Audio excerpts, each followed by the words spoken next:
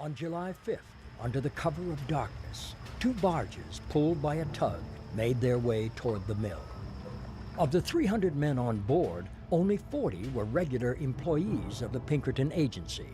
The rest had signed on for a job that was a mystery. This is not some elite commando force. These were guys hired off the street in Philadelphia and in New York and in Chicago who were of the same social stripe as the people standing on the bank shouting at them to turn around and go home. On this day, as the barges made their way up the Monongahela River, Frick was at his estate 5 miles from the mill. Andrew Carnegie was preparing for a day of fishing in the remote Scottish Highlands. What Carnegie Steel didn't count on was that the workers would know every movement that the Pinkertons made. And so when the Pinkertons were brought by barges, the workers in Homestead knew what was going on and met them at the dock. It's a wonderful scene in American history. It's dark, and the guys are riding it almost like Paul Revere. The Pinkertons are coming, the Pinkertons are coming. And these barges come up, and they're ready to deploy, and the workers knock through the fence. They run down through the mill, they seize the mill, and there are the Pinkertons down on the boats.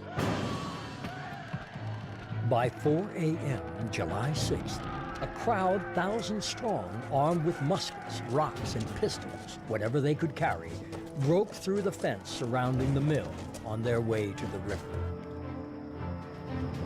At the front of the group were Hugh O'Donnell and Margaret Finch, a steelworker's widow.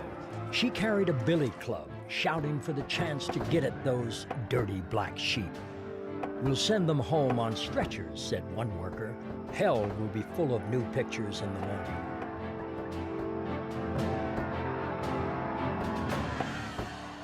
The barges approached, and Hugh O'Donnell stood on the dock. And as one of the Pinkerton captains got out, O'Donnell said, "I speak to you as working men, I speak to you as a man. Stop now, there will be bloodshed. Don't take our jobs. Stop." It was, a real standoff. And as the shouts grew higher and higher in volume, no one was certain what was going to happen. As the Pinkertons prepared to leave their barge, a shot was fired. Nobody knows who fired the shot. But all it took was that one shot, and all hell broke loose. Chaos reigned.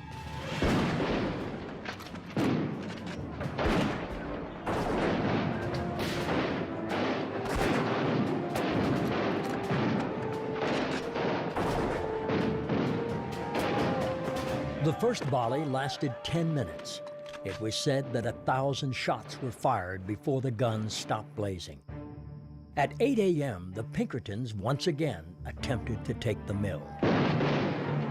"There seemed to be sharpshooters picking us off," said one of the Pinkertons.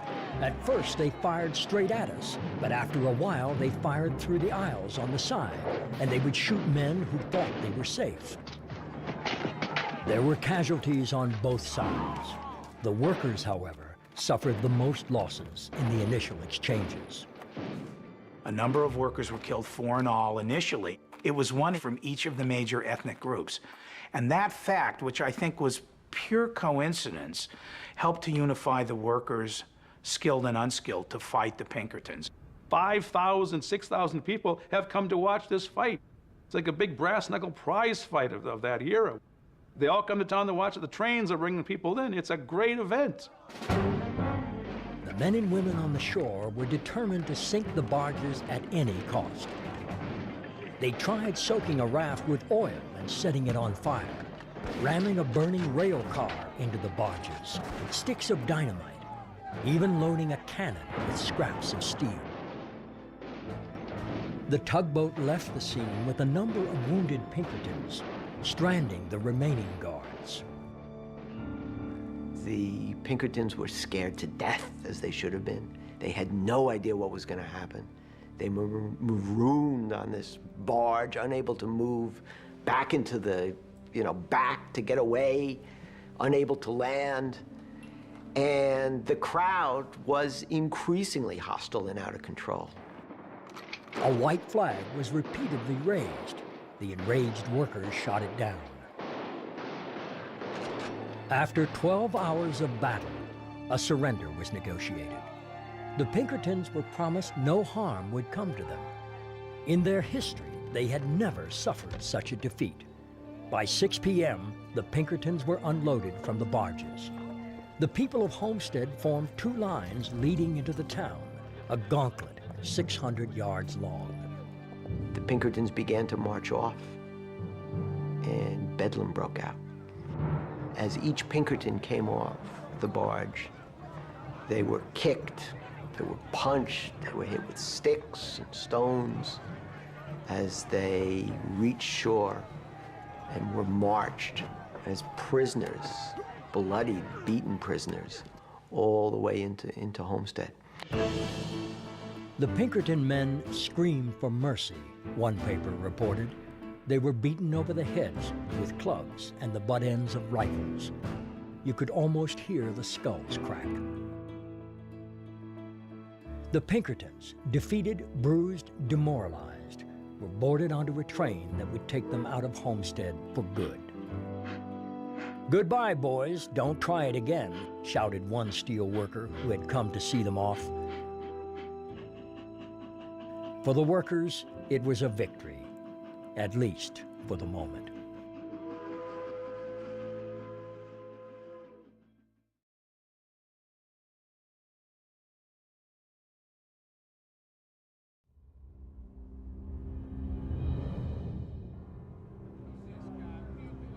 $2,000 men barricade themselves inside the Homestead plant.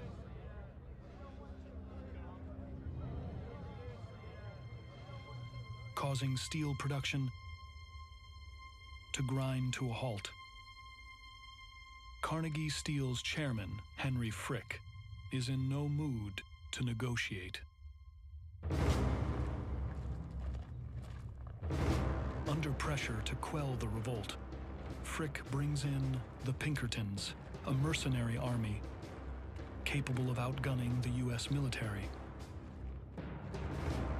And their presence threatens to be the spark that lights the powder keg. Frick thought to himself, when the workers see the Pinkertons, when they see that I'm not gonna back down, they will back down. He thought a show of strength, a show of resolve was all that was needed, and that would be the end. He badly miscalculated. Hold your ground. Stay calm. Stay calm.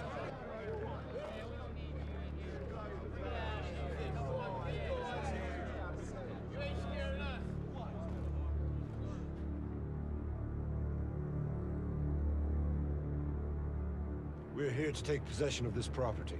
No! I suggest you turn around and go home. You're not getting in. If you do not stand aside, we will mow every one of you down. Blood of innocent men will be on your hands. Tear down this barricade!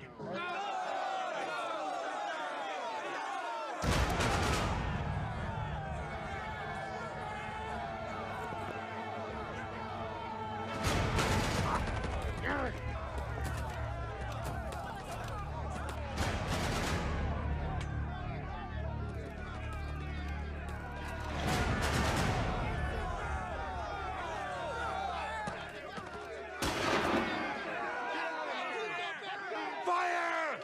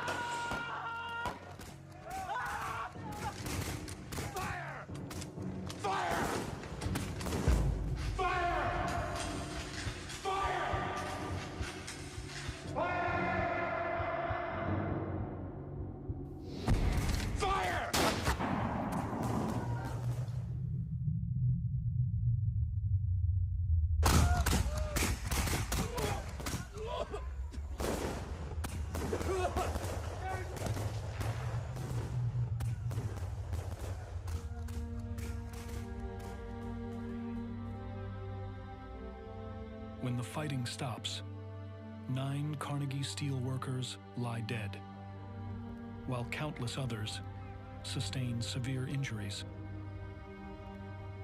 But they manage to hold their ground